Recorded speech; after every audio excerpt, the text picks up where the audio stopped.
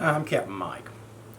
This is going to be a three-part video about river clay, or what is more commonly known as natural clay, clay that you can find where you live. Clay can be found probably anywhere in the world that there is dirt or grains of sand that is sticking together. It's usually sticking together with clay. So depending on where you get it, the purity of it, that will depend on how much you have to process it. But in this case, we're going to call this video river clay, and it's somewhat of a rehash of something I've already done, but I'm going to get into some of the particulars and some pros and some cons. So with that being said, let's get into river clay and how to process it, the pros and the cons.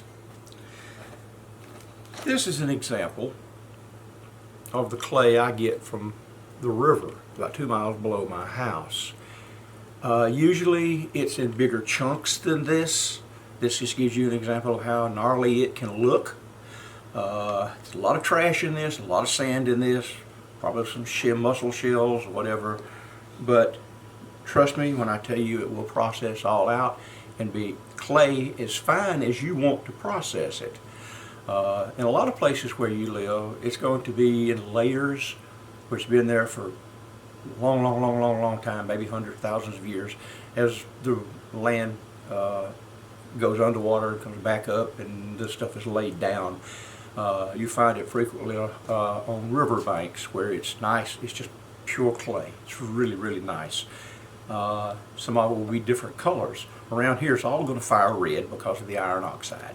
We'll talk a little about that later, maybe. But anyway, once you found your source of clay, then you want to get it and you want to prepare to process it. Now, just to give you an example of how extreme this could go, I have a bank behind my house, and it was cut out vertically when the house was built, and it is just red clay and chunks of that sandstone looking rock. It's horrible stuff.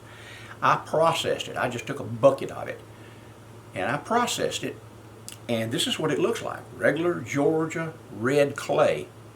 And you can see the mica in it. It's a high mica content and a lot of sand. And but actually it's kind of brittle, chalky, but it will process. In fact, this is pretty well processed. It will make a clay vessel. Give you an example.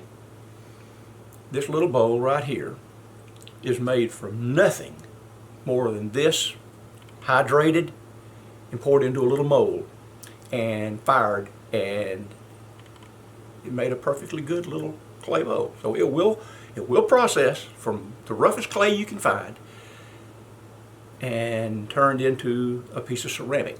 So that just gives you an idea that no matter what you have, it's not hopeless.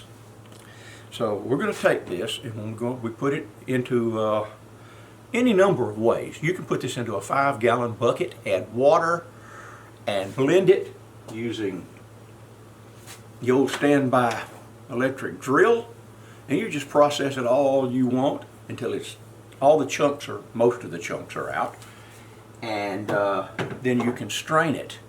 If you don't want to use a 5-gallon bucket, if you want to do smaller amounts, you can use the old standby blender and just blend up what you need for an experimental project. Just blend it up nice and neat, add enough water, get it where you want it, and then sift it. Now, let me explain something right here before we get too far into this. I initially developed this project to make an easily available casting slip, so that whenever I run out of a commercial slip, or I wanted a slip that fired a little higher and didn't have it on hand, or one that looked like terracotta, I could make it out of that natural local clay. that was to make slip. Now slip is nothing but liquid clay. That's what this is. This liquidized, is that a word? Is turned into a liquid that can be poured into a mold. And that's slip. A lot of people have videos on YouTube on how to do pots using the coil method and maybe pinch pot method.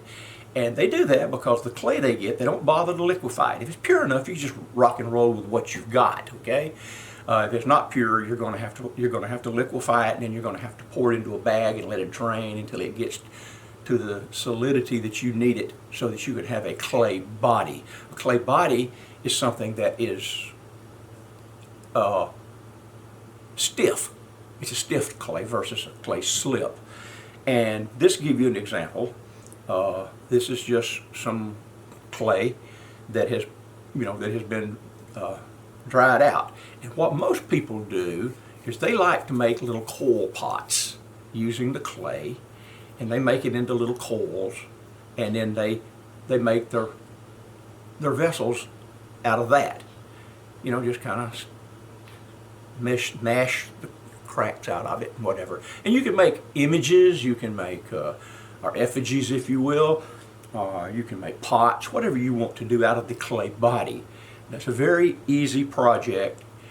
And just let it dry thoroughly before you fire it, as with any clay. But that's the difference in a clay body, which can be made out of river clay or clay slip. So we're mostly going to talk about clay slip here because that's what I like to do. So we process this, and I have actually a cement mixer that I use. It'll hold maybe 50, 60 pounds of material and water, and I just let it tumble and tumble and tumble and tumble until it is thoroughly mixed. And when it's thoroughly mixed in roughly the consistency that I want, or at least thin enough that I can sieve it, then I run it through a couple of sieves. Now the sieves that you use are going to depend on how fine, how much of the particulate you want to get out of the clay. And trust me, you can go until it's nothing but powder form, and there's no grog in it. And grog, of course, is the particulate that is either placed back into the clay or comes in the clay. It is a binder, so to speak. The two that I use are a GP2 120 and a GP2 130. I got these off of eBay, and I'm assuming that is the grit size. You can see maybe this one here. That's the thickest one. It's about like screen wire on your screen door, and this one is finer. Now, if you wanted it to be finer than this one, they sell these all day long. You can get a whole set, which I'd advise you to get, because you could experiment. But you'll pour your liquidized slip through these, first this one, then pour it back through this one, and until you've got all the trash out of it and it's where you want it to be. And then let it sit for a day or two, and the water, the excess water, will rise to the top, and you can pour it off, dip it out, whatever you want to do. And then you can stir up your slip, and if it's not the consistency you want, you can add water back to it and stir it up until you get it to the consistency you want it, so that it will pour properly into a mold. In an emergency, you can use just a flour sifter, and this generally will get you where you need to start. So if you only have a flour sifter, hey, great. Get you some clay, sift it out, get the bugs and all the shells and all the junk out of it. You've got pure clay and some sand, very fine sand. Do what you need to do, clay body or slip. So that's all you have to do with that to process your clay. Once you've got it to slip consistency, then you're good to go. You'll go from nasty, gnarly stuff to something like this. And if you want the clay body, pour it on something absorbent, let it sit, put it in a sack, let it drain, it will solidify. So that's how you get your clay. Now, once you have your clay, you're going to want to pour it in a mold. And I have a couple of different kind of molds that I use, and I'll show you what those are. Now, I use two different kind of molds. I use what's called a 2D mold and a 3D mold. And if you're a slip caster, you're familiar with, or will be familiar with, what I'm talking about. These are just one pour, what I call 2D mold. Some people might argue, say, well, they're 3D, but it doesn't matter. By that I mean they do not have two pieces. Two pieces is a single mold. And I have the sun face I made, and, or excuse me, I guess that's a moon, and a sun face that I made from a candy mold or something, I don't know. And then the arrowhead mold that I made, using an arrowhead I made actually, and a little Egyptian mold. Okay, now, what you get when you pour into these, you pour them level with slip. I guess you could press your clay body in, but I don't do that. But you could, would be nothing wrong with it. And when it dries, it will be what's called greenware, and you'll pop it out. And then it dries, it looks like this. And then when it fires, it's going to turn red, because in my clay, there's a lot of iron oxide. It will turn red, and you'll have this little mummy thing, okay? And the same can be said for the arrowhead, the sun face, and the moon face, okay? They all come out, and they're very fragile. They will break. And they're still water soluble at this state, as is all slip. So that's the what I call 2D, but it's just a single mold, no two-piece. And then you have the two-piece mold, which is I call a 3D mold because it has front, back, top, sides. It has all the dimensions more or less. And this is the more common slip casting mold.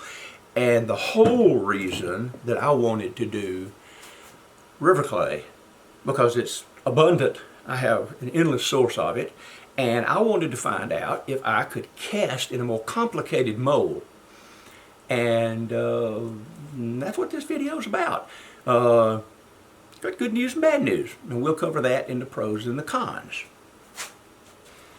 Okay, before I demonstrate pouring some of this into one of these molds, which will also show us some of the properties of this clay and how it reacts differently from your standard clay or your commercial clay, commercial slip.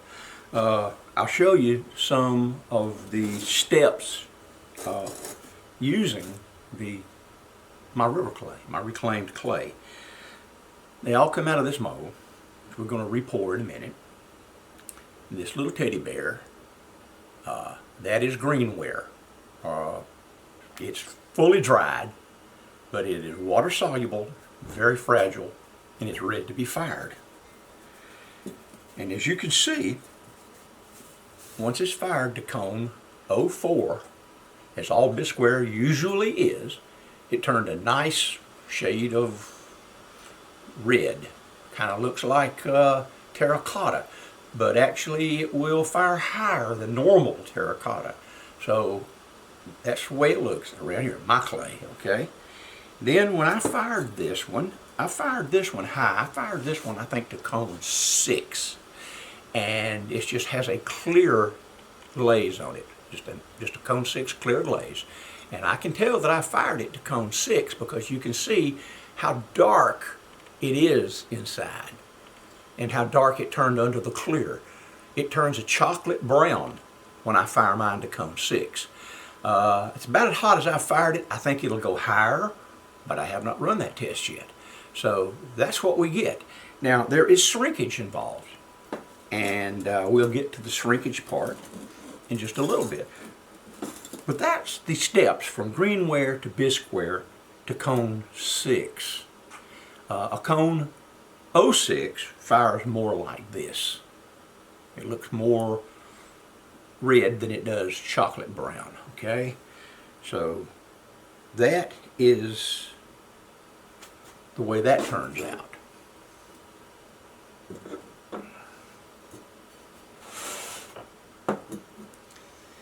Now, I'm going to talk about the pros. The pros are, of course, I've already mentioned, it's free, except for whatever it costs you to go get it. So that's the big thing for me. It doesn't cost me anything, so I can run all the experiments I want, and that's what I enjoy doing, and just play with it all that I want. So that's the first and most important pro to me. And then you can make it either into a slip or a clay body.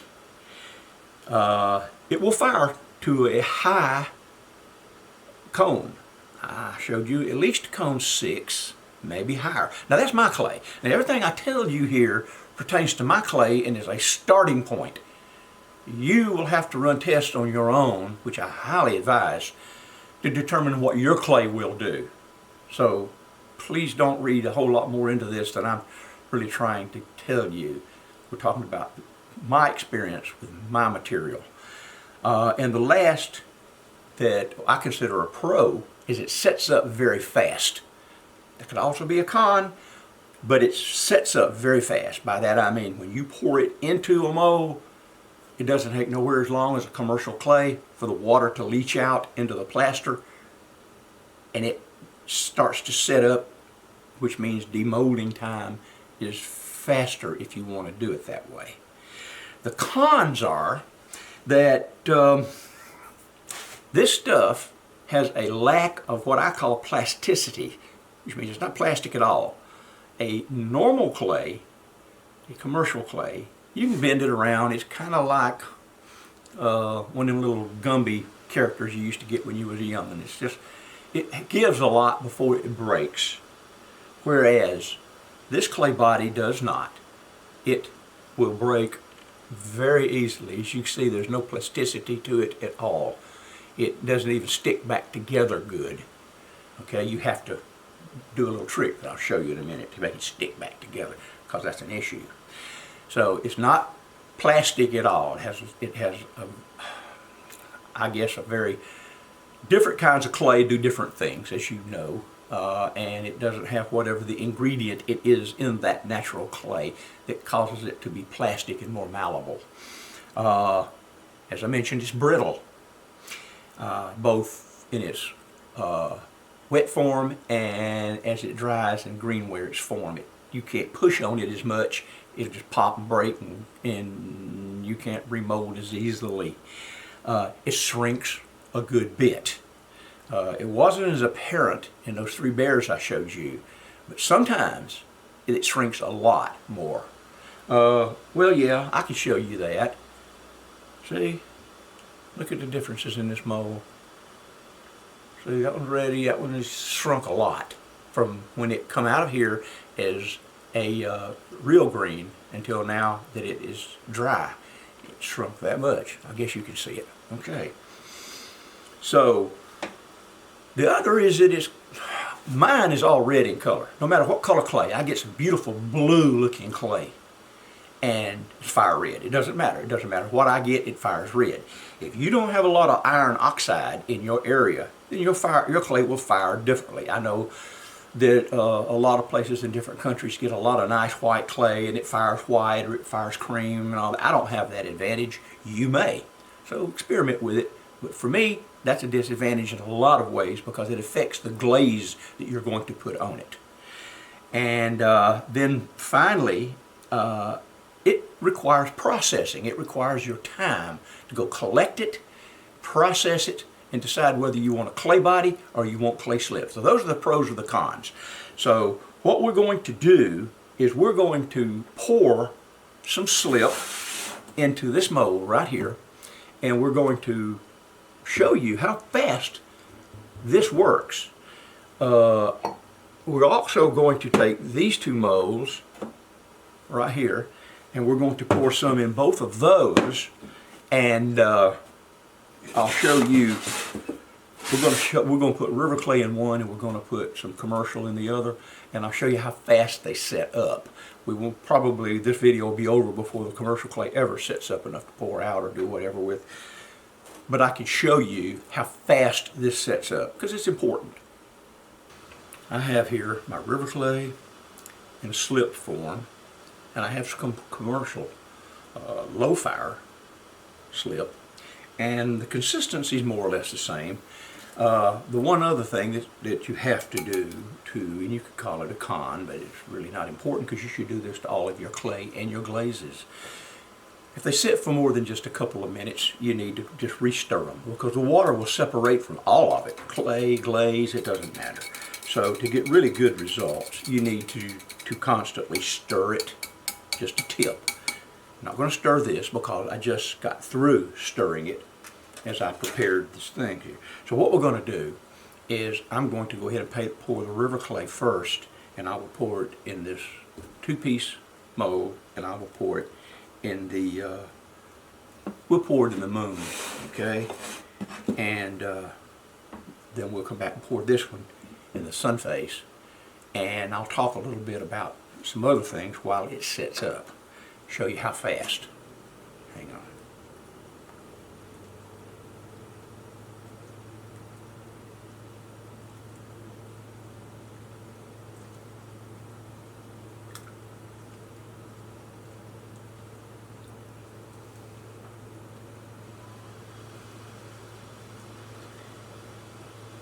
This river clay may be just a little stiff, but that will be okay. It's very hard to get the consistency right, but we'll show you how it does. And we'll pour in this commercial slip into our little sun face, and we'll let them sit here for just a minute. I'm going to put them aside. I can do this without spilling and making up a mess, which I usually can't do. If y'all watch my videos, you know I make messes, I make mistakes, but hey, that's the fun of this. To me, this is all about experimenting and seeing what I can do on the cheap. So there we go. Now, before I even get into talking about this, which is one of the cons of the river clay, I want to show you how fast this stuff, I'm not going to put it up much. Can you see how fast? That's already went down that much. It needs some added to it already. And it's absorbing the moisture that quick. So we'll top it off real quick. We'll have to keep an eye on this. If I don't, well, it won't hurt nothing. Throw it back in the bucket and stir it up again. So anyway, there we go. We got those. This is, you can see this is really absorbing fast. Not a lot of difference in these right now, but there will be. There's more mass. The more mass, the more plaster you have, the more better it does. Okay, what we have here is a 2-piece mold that I had poured previously. It's set for a day or so, and that will add some to what the emphasis to what I'm trying to show you. I generally let my molds, even the river clay, I let them sit 24 hours. That's just me. Does not mean you have to. Does not mean that's the best results for you. That's just what I do. So we're going to see how this comes out. And I'm going to show you what this river clay does as a con, and it's kind of difficult. I haven't unmolded this before, so it will be a surprise to both of us. It did exactly what I thought it was going to do. This is a little poodle dog. Okay, can you see it? Now normally, there's so much plasticity in this commercial clay that it will not pull apart right here. You see where it's pulled apart? Can you see that? There, and on his little tail, down there on his leg, they pulled apart. And normally this would just be a major issue. So that's the con. Okay, now I'm going to show you how to fix it right quick while we're waiting on this, which by the way needs a little bit more added. I probably should stir it up, but we're just going to plop it in there. This video is going way too long anyway. What I do, terrible to get old. If we can unmold this without tearing it all to pieces, maybe there'll be enough of it for me to at least show you getting it out. This is the first time I have cast this one. Well, that's not true. The first time I cast it, it broke all the pieces. It was so thin, and it did what it did. So anyway, you can see all the broken pieces. Poor little rascal doesn't have a head. It's going to be really hard to do anything with him. However, what you do to fix these things while we're waiting for this stuff to solidify, and I may have to cut this short, is get you some river slip, some to come out of there, just regular river slip, and we're going to fix this thing. Now, those of you who have fooled with ceramics before know what I'm doing. This is a little thicker, I'll use it. This is how you mend it. You take your piece that is broken off. Poor little baby, he just broke all up. If I had taken this one out earlier, it wouldn't probably have broken as much. That's something that you can kind of do yourself. I'm running out of pieces here, folks, and that's my fault. I'm trying to show you something we can't, that is done on a mold like this. It's really bad, so we're going to try this. The whole point is you get you you slop a lot of this stuff on. This right here was broken, and where's your little head at? Let's see, this is the bottom part, that's the top part, blah, blah, blah, blah, blah. We're not going to do this. Is so broke up so bad, we're not going to really try to put the whole thing back together, at least not now. I may, off camera, and come back and show you that it can be done. But you put your slip on both pieces. Hurry up, Michael. And it's very absorbent, so that's why being quick is important. And knowing where it goes is important, which I don't. Which I'm kind of turn it until it looks like it went right there. Maybe. Then we can take her little head. His little head, I don't know. And we're going to see how bad we are on this. Because my slip is about ready to pour out of this 2-piece mold. It will be ready by the time I get to it. If y'all haven't already left me out of sheer boredom. And I don't blame you for that either. Not many people want to watch an old man slop clay around. Okay, so we would take this.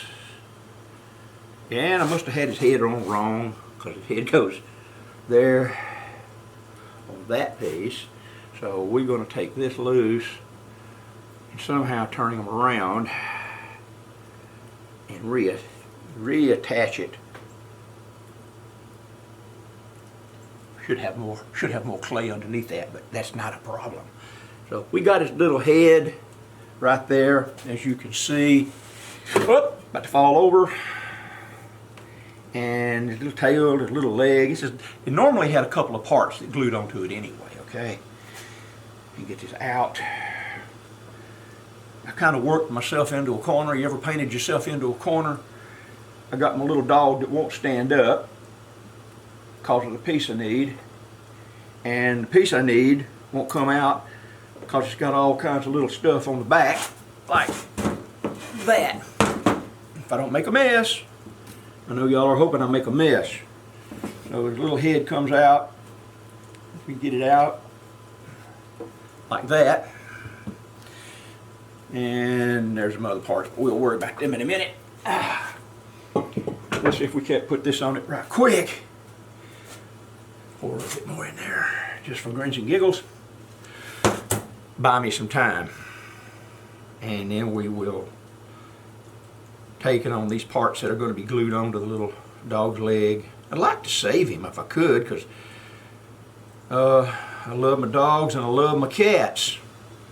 My dog's laying on the floor, old Roxy, that big old lazy thing, she's laying over there on the floor. BC came in, ta-da! BC came in and ate her breakfast, and then she went out to see if she could terrify the neighborhood, which she will. Now, we can put this thing together, and it will stand up, which is what I should have done first, okay? Y'all forgive me. But the river clay works good. You can put it together, and you can make your little 2D molds. You just have to learn to Oh baby. Of course, the busted head. This will go in my garden of fractured people. I have a path, I think I've mentioned to you before, that goes from my house to my shop. And things that don't go quite right, or things that I feel sorry for, I put in the path. So there we go. Get his little head. Oh, his little head's all bashed up, poor thing. He needs surgery, and I may perform it. That's why my name is Blackston, MD, Captain Mike. I'm not a doctor, but I stayed in a fancy hotel one time. All right, folks, that's all I'm gonna show you. That's how you can fix the cracks that appear in the river mold, because it shrinks so much, and it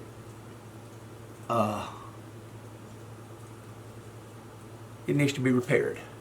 Now, the simpler molds like this would do not give you the problem, but let me get back to the whole premise of this thing, and then we'll call this one kind of done. All right, you see how much this has shrunk up already just while I'm running my mouth? I mean, it's ready to unmold. It will come on out right now. I don't know, that's been 10 minutes. I don't know. And you can shake all of it out you want to shake out. It doesn't matter. And then it's ready to sit aside for about 24 hours. Then you can unmold it, clean it up, and fire it. Now, these right here, this one right here is the river mold. And you can see it has already formed a ring around it. You can pour this out if you want to, or you can just let it sit in it and let the whole darn thing solidify. But you see it already has enough in it to actually do what it's supposed to do, and that is form the little mold. If you let it sit, it looks like this. It'll all just dry up. That I didn't pour out like that. I just want to show you the difference. We're going to go ahead and pour this one out now, although it's not ready, just to show you the difference. And I might be made a liar out of, because these are two different molds, and they're thinner, and they're going to be similar, but you still can see the difference. See how definite, what the definition is around the very edges of this commercial? Hasn't absorbed near as much. And when this comes out, it will be thinner than this one. It will be more plastic, malleable, whatever you want to say, but it was thinner. So the river clay does absorb rather quickly. And that kind of covers the pros and cons of this. So we're going to wrap this up, but I'm going to put my buddy here back together.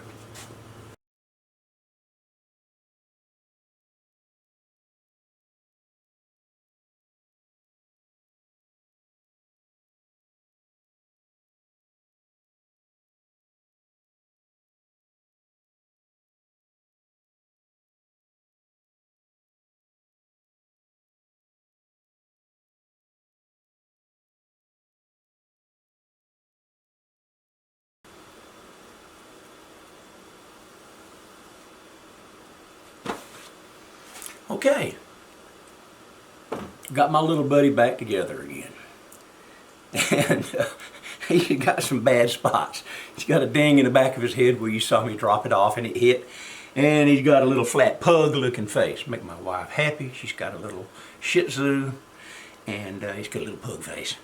So if you have any sculpting skills, you can fix these things. You can also add clay to the places that are messed up, because you can't get in there and push it back out. So you can add clay. There's some places on the back side that there's a little bit missing where they mold it and filled properly.